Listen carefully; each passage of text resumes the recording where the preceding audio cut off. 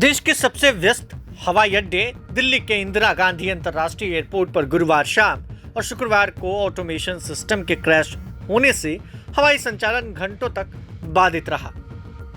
यात्रियों को काफी परेशानियों का सामना करना पड़ा। 800 फ्लाइट ना तो टेक ऑफ कर सके और ना ही लैंड कर सके।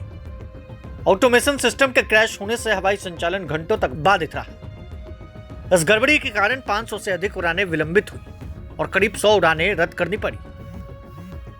यह तकनीकी संकट भारत की पुरानी एयर नेविगेशन प्रणाली पर नए सिरे से सवाल खड़े कर रहा है। कारण air traffic controls guild ATC guild का दावा है कि उसने कई महीने पहले ही ऑटोमेशन में खामियों को लेकर चेतावनी दी थी।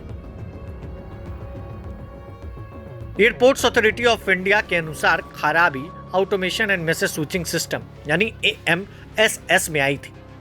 यह सिस्टम उड़ान डेटा को प्रोसेस करता है, रडार फील्ड्स को जोड़ता है और विभिन्न एयर ट्रैफिक कंट्रोल यूनिट्स के बीच समन्वय सुनिश्चित करता है।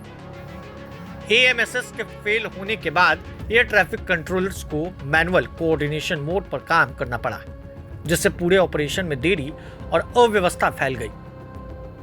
DGCA और नागरिक उड्डयन मंत्रालय MOCA ने AI और एयर नेविगेशन सर्विसेज से इस खराबी पर विस्तृत रिपोर्ट मांगी है। प्रारंभिक जांच में सॉफ्टवेयर और पावर सप्लाई से जुड़ी समस्या सामने आई।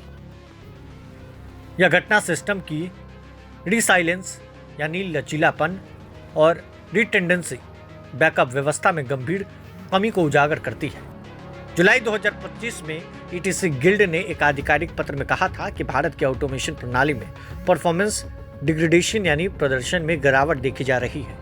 विशेष रूप से दिल्ली और मुंबई जैसे प्रमुख हवाई अड्डों पर गिल्ड ने चेतावनी दी थी कि सिस्टम में धीमापन, लैग और डेटा देरी जैसी समस्या बढ़ रही है, जिससे सुविधा, सुरक्षा और दक्षता दोनों प्रभावित हो सकती है। गिल्ड ने सरकार से आग्रह किया था कि ऑटोमेशन सिस्टम को वैश्विक मानकों जैसे यूरो कंट्रोल और FAA America federal aviation administration के अनुरूप अपग्रेड किया जाए, जिसमें AI आधारित संघर्ष पहचान और रियल टाइम डेटा शेयरिंग जैसी सुविधा मौजूद हो। लेकिन इन सब चीजों को नजरअंदाज किया गया, जिसके वजह से दिल्ली एयरपोर्ट पर 800 फ्लाइटों पर असर पड़ा।